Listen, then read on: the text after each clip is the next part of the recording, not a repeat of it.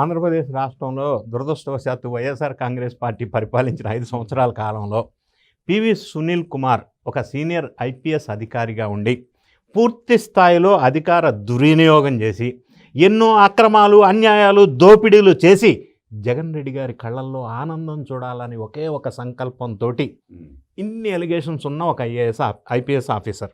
So ప్రస్తుతం ఇప్పుడు latest జరుగుతున్న ట్రోలింగ్స్ ఏంటంటే, ఈ సీనియర్ ఐపీఎస్గా చెప్పబడుతున్న సునీల్ కుమారు డిప్యూటీ స్పీకర్ రఘురామకృష్ణరాజుని సస్పెండ్ చేయాలా ఒక ట్వీట్ పెట్టాడు. సో ఆ ట్వీట్ సారాంశం ఏంటంటే, విచారణ జరుగుతున్న నేపథ్యంలో విచారణకి ఇబ్బంది కలగకూడదు అని చెప్పి నన్ను సర్వీస్ నుంచి సస్పెండ్ చేశారు, కాబట్టి రఘురామకృష్ణరాజు గారి మీద కూడా విచారణ జరుగుతుంది, ఆయన్ని కూడా నాలాగే సస్పెండ్ చేయాలి, న్యాయ వ్యవస్థలో అందరికీ సమన్యాయం ఉండాలి. ఆయన మీద ఏం విచారణ జరుగుతుందండి రఘురామకృష్ణరాజు గారు? ఆయన ఇచ్చిన ట్వీట్ ఇది వివాదాస్పదమైంది.